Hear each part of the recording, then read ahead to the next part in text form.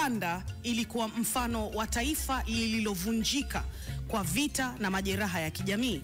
Uchumi ulikuwa duni mno, watu waliishi kwa hofu na kutokutegemeana. Lakini viongozi na wananchi walikubali ukweli mmoja kuwa kama hawatoshirikiana hawatainuka kamwe.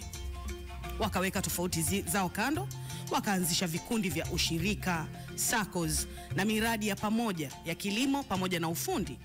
Serikali ikaweka wananchi mstari wa mbele kwenye mipango ya maendeleo, vijana wakapewa fursa, wanawake wakapewa nafasi na kila mtu akahamasishwa kuchangia. Ndani ya miaka michache baada ya pale, Rwanda ikawa moja ya nchi zinazoongoza kwa usafi, utulivu, maendeleo ya tehama na ukuaji wa uchumi barani Afrika. Ni fundisho gani ambalo tunalipata kwenye motisha ya leo kupitia Big City Breakfast? Kushirikiana kama taifa kunaweza kujenga upya hata kilichovunjika vibaya. Umoja, nidhamu na uwazi ni mbegu ya mafanikio ya kweli. Hiyo ndio motisha ya leo kupitia Big City Breakfast. Mimi ni Barbara Hassan na nitakuwa na wewe hadi saa 3.